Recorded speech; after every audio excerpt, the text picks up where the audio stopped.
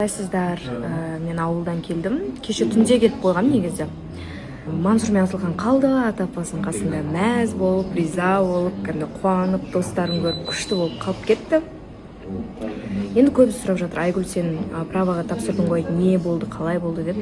Теорияға тапсырдым, өттім, күшті болды. Одан кейін енді вождениеға тапсырып, одан өтсем, құдай қаласа бір права алып қалармын. Сол теорияға тапсырдым да, содан шыққаннан кейін кешкісін таксиге қарап біз шығып кеттік ауылға қарай. Барсақ, как раз Құрбан айтта бардық.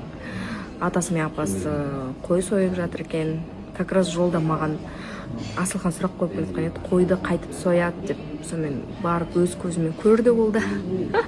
Как раз қойдың терісін сыпырып атқан кезде бардық қой.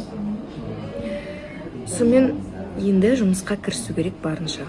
Және де ертеңге сіздерге бір жаңалығым болады. Пока жақсы жаман деп айта алмаймын, оны ертеңгі күн көрсетеді. Мына жерде мынандай документтер жатыр. Ертең көреміз енді бұйырса. Ертеңгі күн мен үшін бір кішкене күшті күн болайын деп тұр деп ойлаймын енді бұйыртса. Сол үшін ертең бәрі сіздерге толығырақ айтып беретін боламын. Анау не документ, қалай деген сияқты.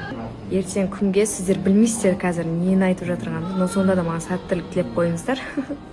В общем, солай. Доброе утро всем. Қалайсыздар? Үйге енді келіп жатырмын мен. Үйге керек жарақты заттар алғам. Сол заттарымды алып, черешня алдым. Кстати, күшті черешня. Биылдыққа первая черешня наша.